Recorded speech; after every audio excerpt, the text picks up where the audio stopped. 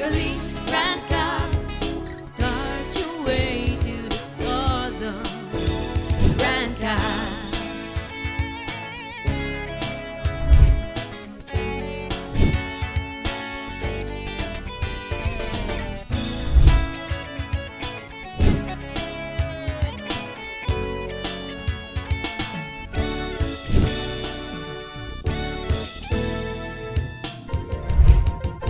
Rank Up, a family to me, teaching me the things that I should be.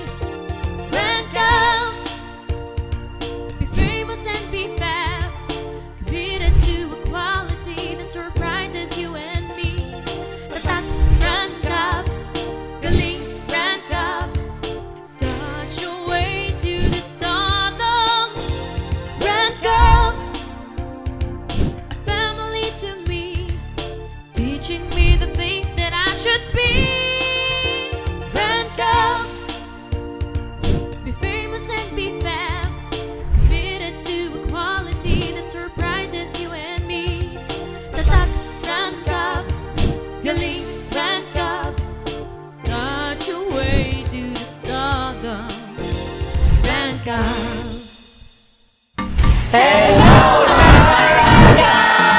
Panibagong araw, panibagong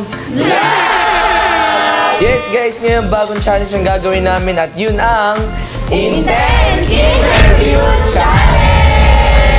Pero bago kami magsimula guys, isa-shoutout muna namin ang aming mga loyal supporters. Yan! Ito naman nasabi ni Chriselle Sario, grabe magpakilig ang pamalakas sa Milmi, the best love team talaga kayo. Sana kayo pa rin sa 2025. I love you Milmi and Rank Up Management. Sabi naman ni Bimbim Uzumaki, sobrang nakakakilig talaga ang pangmalakasang Milmi. Sana Milmi pa rin sa 2025. I love you Milmi and all the Rank Up members. First time ko mag-comment, sana po ma-shoutout. At syempre, huwag niyo skip ang ads para happy-happy lang. Kaya shoutout kay Janice Dayuday. Ang sabi niya, sobrang nakakakilig po talaga ang bigating Hana. Sana Hana pa rin sa 2025. We love your Rank Up Management. First time ko lang po mag-comment. Huwag niyo na rin kalimutan i-share ang mga vlogs namin sa YouTube channel ng Rank Up. Sabi ni Nor, ay na Meryl 892, sabi niya, grabe Hana, sobrang niya po niyo ako pinapakilig. Panindigan niyo to, need ko na rin ng oxygen. Ito lang po masasabi ko, stay strong my Hana, always lagi ako nakasupport sa inyong dalawa at sa Rank Up Management. Sana kayo pa rin sa 2020. Thank you so much din po sa patuloy na pagsuporta at panonood ng vlogs namin sa Rank Up. Kaya shoutout sa'yo at Caroline Dasig, ang sabi niya, nakakakilig talaga ang Chelsea sa tuwing malungkot ako. Pinapasaya ako ng di papakabog na Chelsea. Love your Rank Up and Chelsea. At syempre, ipagpatuloy niyo na pagko-comment at pagbibigay ng feedback. Kaya naman ito ang sabi ni Trisha May Tisales. Sobrang nakakakilig talaga ang Chelsea. Sana Chelsea pa rin hanggang dulo. Sana mapansin, I love you Rank Up Management.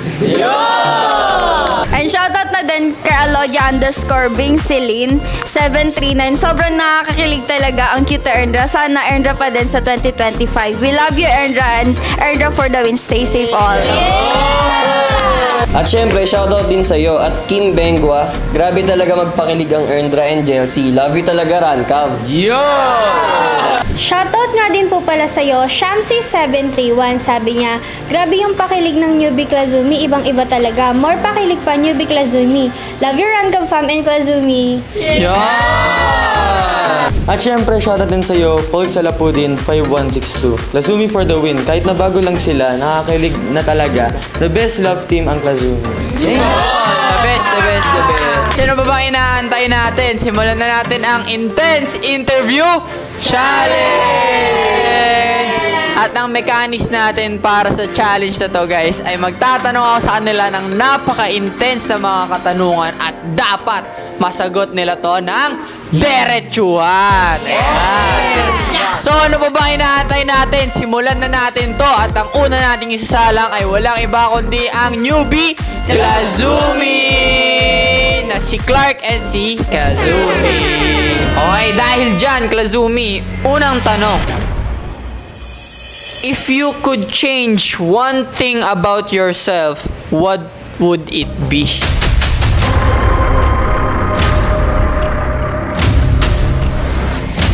Siguro yung pagiging soft-hearted ko. I mean, yung pagiging sobrang soft-hearted. Kasi pag soft-hearted ka, mahirap talaga tiisin. Halimbawa, naiiyak ka na, mahirap kimkimin yun, mahirap tiisin yung emosyon mo. Yung pagiging masyado makulit, para less annoying na rin. Dahil dyan, ito na, sunod na katanungan.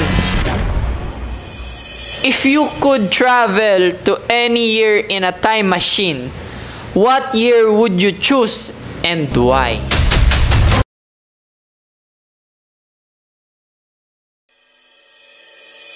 Ang pipiliin ko siguro is 2050 sa future.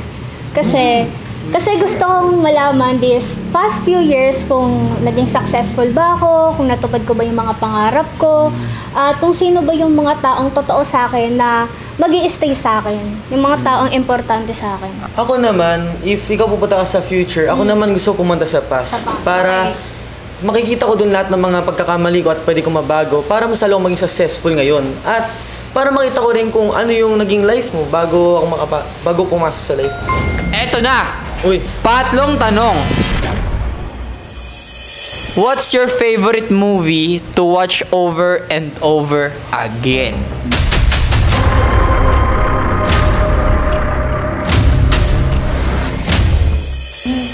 Siguro yung How to Make Billions Before Grandma Dies. Uy. Kasi Gusto ko yung mapanood palabas yun, na yun, grabe, natouch talaga ako. Yung parang nangyayari talaga siya sa totoong buhay.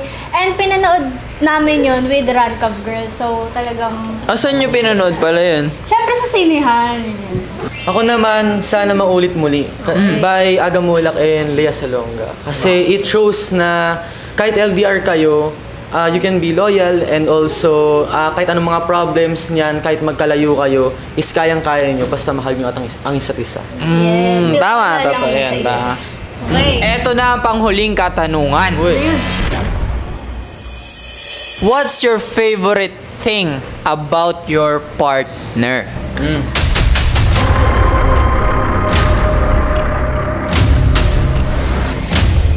Yung favorite thing ko about kay Clark, about sa'yo, is yung pagiging makulit mo. Doon niya na-express yung feelings niya. Ako naman, ang pagiging happy and makulit din ni Kazumi. Kasi pareho kami ng vibe and yun yung gusto ko sa kanya. So yun guys, dito na po nagtatapos ang intense interview challenge ng newbie, Kazumi! Okay guys, ang susunod naman natin ay sasalang ay ang cutie, Erndra, na si Ernest and si Sandra. Erndra, ito ang unang tanong. If you could travel to any year in a time machine, what year would you choose and why?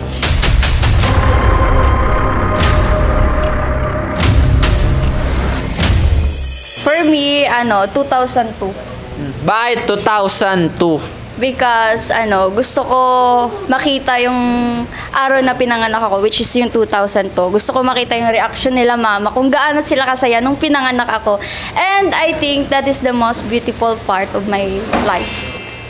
Siguro mga nasa 2034, 10 years from now. 10 years from now lang. Para malaman ko kung ano yung estado ng buhay ko, kung naging successful ako, nabigyan ko ng magandang buhay yung pamilya ko.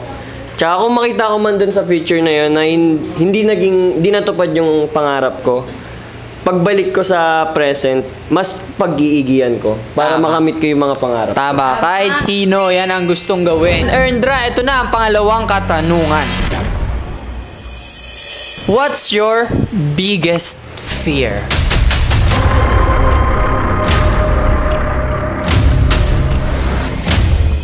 Takot ako mawala yung parents ko and my siblings. Kahit sino naman. talaga. Takot mawalan ng mahal sa buhay. Kasi napaka-importante ng pamilya. Hindi mo makakamit yung isang bagay pag walang suporta ng pamilya mo. Ito ang ikatlong katanungan. What's the best advice you've ever received?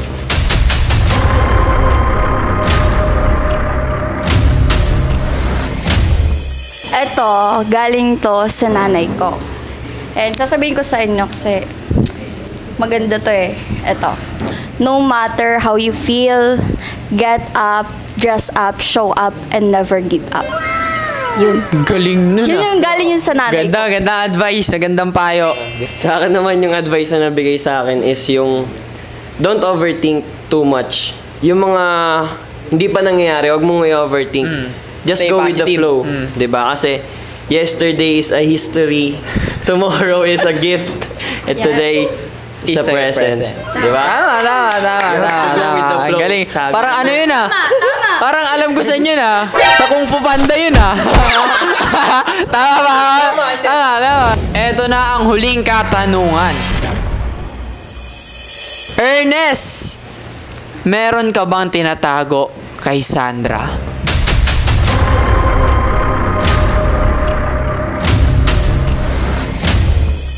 Wala naman kasi ay meron pala. Umamin na.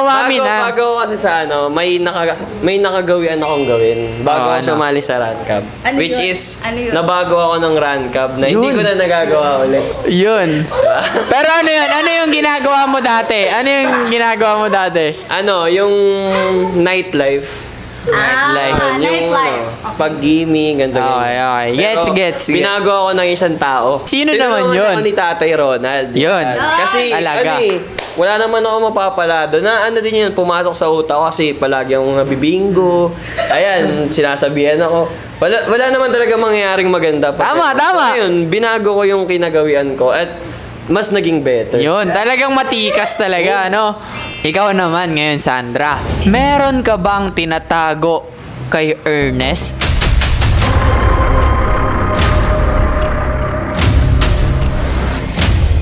Vulgar. Actually, wala naman. Kasi na-open ko naman sa kanya lahat. And sinabi ko na sa kanya yon kung ano yung Pasko. So, wala na akong tinatago sa kanya. Dahil dyan, dito na po pala nagtatapos ang intense interview ng Cutie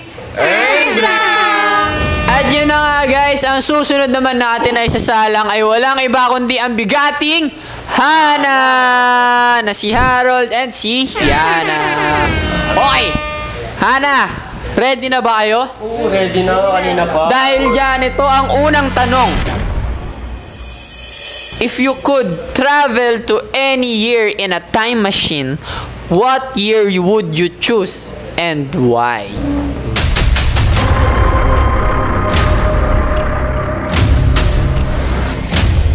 Para sa akin, 2015. Bakit 2015? Para mas masulit ko pa yung pagiging bata ko bago mag-pandemic. Gusto pa ma-enjoy ang bulilit days. Ako, babalik ako sa past. Specifically, 2016. Kasi yun yung time na madami pa naglalaro sa labas, marami kang kalaro, wala pa masyadong cellphone, mas Grabe, mag-enjoy ka sa kalye, di ba? Pangalawang tanong. What's your favorite movie to watch over and over again?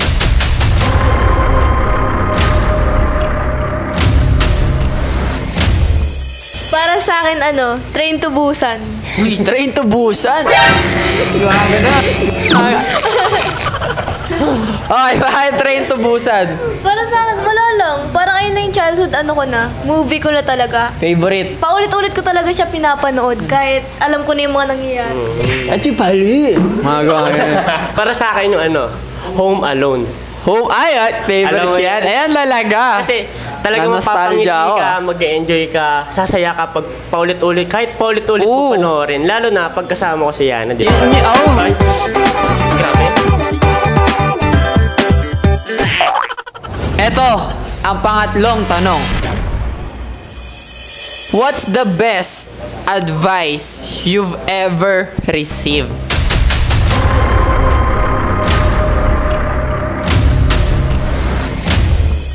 Sa akin, pagpatuloy mo lang yan, alam kong kaya mo yan. Sabi sa akin ng coach ko, malaki potential mo, Harold. Sabi ko sa'yo, sipag at tiyaga lang. Kailangan mo pang matuto na sobra para lumabas mismong laro mo. Bata ka pa, madami ka pang pwedeng matutunan.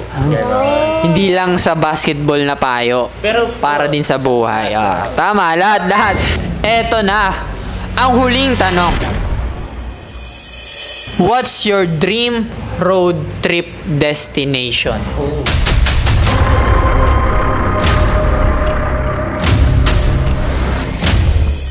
sa akin, Paris. Paris. Doon kayo mag-road trip sa Paris? Paris overload? Ikaw, Harold.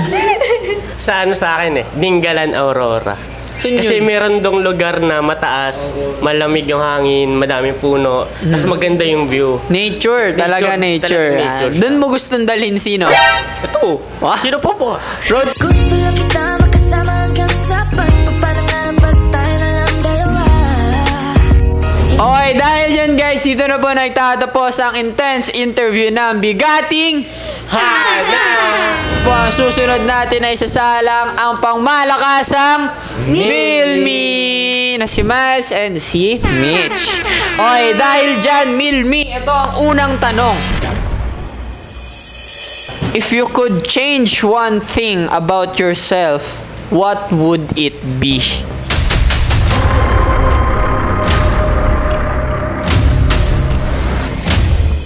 Siguro para sa akin, wala akong babaguhin. Kasi, walang babaguhin. hindi ako makakarating sa ganitong posisyon kung may babaguhin ako sa sarili ko. Diba? Kung wala kang love scars. Okay, Miles, ikaw naman. Hindi ako, meron kasi akong parang ugali na, alam mo yung one call away. Ayun, yun yung gusto kong baguhin sa sarili ko kasi whenever na yung mga friends ko nangangailangan, lagi ako nandyan. And then parang na-realize ko na pag ako naman yung nangangailangan, parang di pa so kailangan change natin. So, Wait. Maliban kay Mitch, syempre. Huwag mo nang wala pa nga, hindi pa nga tapos Di pa naman kasi tapos. Hindi pa tapos Parang inaano mo naman na sana ako Hindi pa tapos grabe. Pangalawang tanong. If you could have dinner with a famous person, living or dead, who would you choose?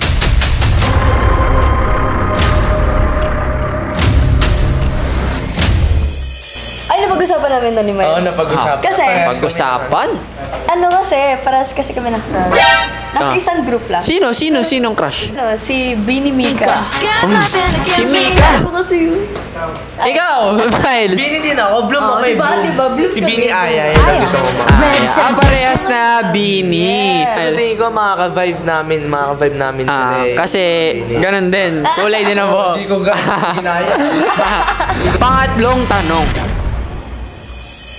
Who is your celebrity? Pangatlong tanong. Okay. Who is your celebrity crush? Okay.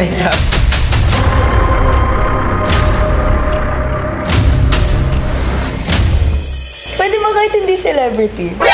Oh, sige. Sinong crush ba yan? Andito na kasi yung crush ko.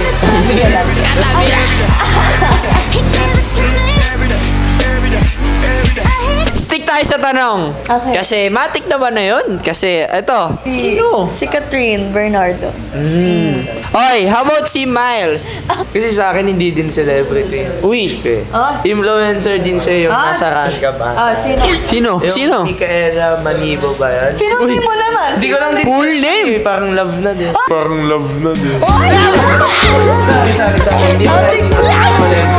Oh my gosh. Pero pagdating siguro sa celebrity ka, si Liza Soberano. Ayan. Crush na lang si Liza Soberano. Ako love na. Labi ang pagmamahal ba? Ang tamis? Eto na ang huling tanong. What's your dream road trip destination?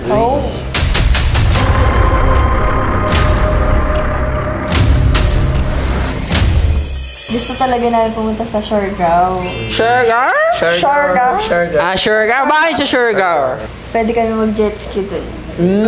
Talagang maganda sa Siargao. Okay ka naman, Miles. Pagdating naman, siyempre sa local, yun nga, Siargao na pag-usapan. Pero pagdating siguro sa international, New Zealand, no? New Zealand? Sobrang maganda dun, malamig. Sobrang lamig. Tapos, peaceful. halos parang lahat ng places dun, sobrang ganda. Wala akong makikita dito. Talaga naman. Okay guys, dahil dyan, dito na po nagtatapos ang intense. Ay, wait lang, may gusto ko tanungin kay Miles. meron bang pahabol? Ano yun? What's your favorite way to show your love sa akin?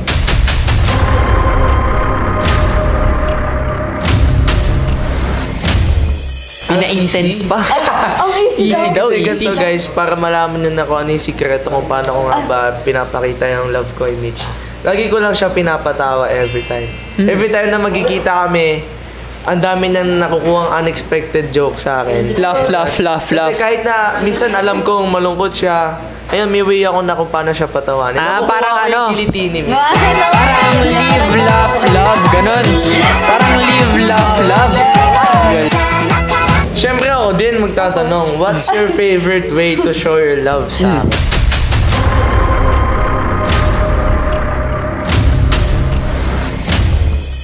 Binalik. Ako lang yung magtatanong. Binalik? Binalik pala sa Back to you. Sige. Lapit ka dito. May sasabihin ako sa'yo. Lapit ka. Grabe, may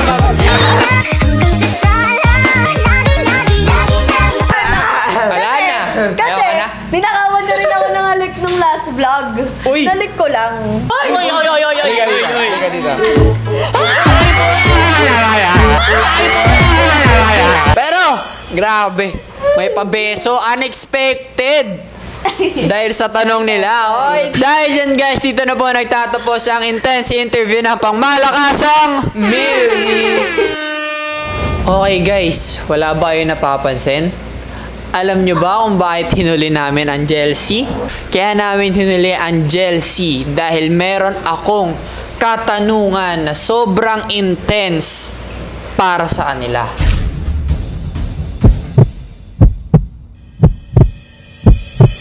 Dahil dyan, Cassie, ikaw na ang uunahin kong tatanungin. Handa ka na ba? Handa na. Dahil dyan, ito na ang intense interview ng di papakabog na Chelsea. Cassie, unang tanong. Totoo ba ang kumakalat sa TikTok na may GF ka?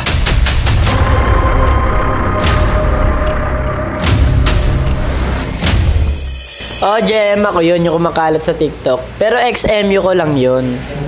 May MU bang ganun? Parang magjowa na kayo eh.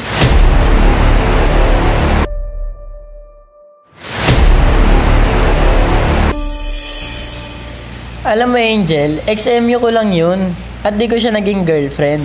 Nasa sa kanya na lang yun kung ano yung kiniklaim niya.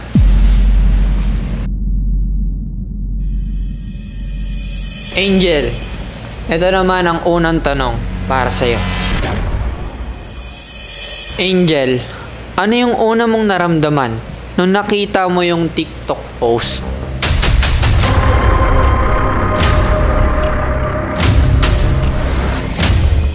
Siyempre, nung una, nagulat talaga ako. Kasi hindi ko naman alam na may ganun palang posts or pictures na kumakalat sa social media. Kasi mostly naman, magkausap kami lagi ni Cassie. Tapos magugulat ako, may ganun pala. Cassie, pangalawang tanong. Sabi mo, matagal na yan. Bakit ngayon lang lumabas? Sa tingin mo, anong dahilan?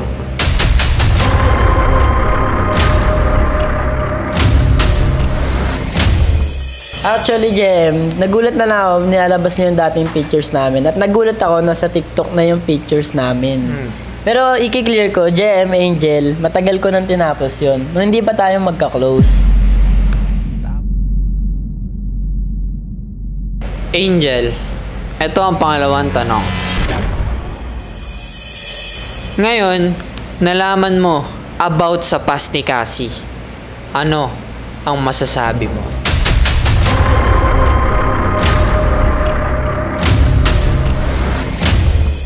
Well, para sa akin naman, hindi naman dapat ginajudge yung isang tao sa isang pagkakamali niya lang.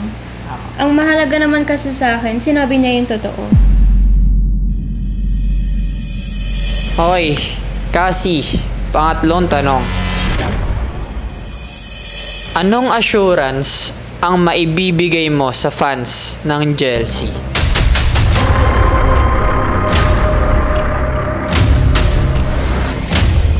Sa Sa mga supporters ng Jelsie and Editor, guys, huwag kayong mag-alala. Di ko sisirain yung samahan namin ni Angel at yung love team namin, Jelsie. Mahal ko yung karir ko at trabaho ko. Yeah. Angel, eto ang pangatlong tanong. Anong masasabi mo sa nangyari kay Cassie?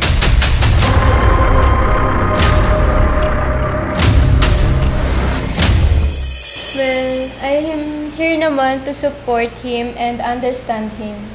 At the end of the day naman is gusto namin maprotektahan yung love team namin. Okay, Cassie. Eto na ang huling tanong. Anong status nyo ni Angel?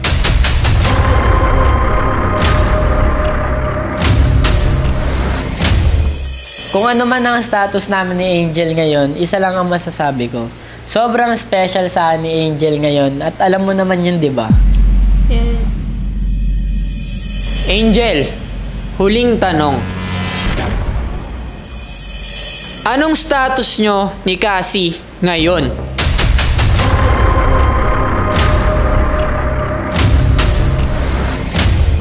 Kung meron mang taong special sa akin ngayon, si Cassie yun. At kung ano man yung pinagdaraanan ngayon ni Cassie, I'm just here to support and motivate him, cheer him up. At dito na po pala nagtatapos ang... May gusto na akong sabihin sa kanila. Sige. Okay guys, sa lahat ng supporters ng Jelsie and Editors, huwag kayong mag-alala. Matagal ko nang tinapos yon at ex-MU ko lang yon. Hindi ko siya naging girlfriend. Okay guys, dito na namin iiwan ng issue at dito na rin namin tatapusin. At ang maganda dito, kay Cassie nyo mismo narinig kung ano ba talaga ang nangyari. At hindi na po kami sasagot sa kung ano mang katanungan kasi iiwan na natin yan lahat dito. Kaya naman guys, dito na po nagtatapos ang intense interview ng di papakabog na Jelsie! Ayun! So guys, dito na po nagtatapos ang Intense Interview Challenge! Kaya bago kami matapos guys, hindi mo na namin kakalimutan magpasalamat sa aming sponsors. Unang-una na po dyan ng UPHSD Molino Campus. Nagpapasalamat din po kami sa nag-aalaga ng aming hair, Army Salon. At syempre, nagpapasalamat kami sa nag-aalaga ng aming face and skin, ang DRM Face and Skin Clinic. Located sa Imus at Makati. At maraming salamat sa sumusuporta sa Jelsie. Hindi po namin makakalimutan na magpasalamat sa mga magagaling na editors namin at sa mga gandang suporta sa Jelsie. At gusto ko din i-promote yung sarili kong nails, guys, yung SB Nails. At syempre, nagpapasalamat din kami sa pangmalakasang internet namin na ang Fiberblade! And thank you nga din po pala sa walang sawang pagmamahal at suporta. At syempre, huwag niyo kami kalimutan subaybayan sa mga ipopost sa social medias ng Rancab. Pero syempre guys, bago matapos ang vlog, huwag natin kakalimutang sabihin na Bawal ang sad, bawal ang nega, dapat good vibes lang! Para tuloy-tuloy ang good vibes guys, huwag nyo kakalimutan i-click ang subscribe button at i-hit nyo na ang notification bell para updated kayo sa mga vlogs ng Rancab. Hanggang sa muli guys! Bye!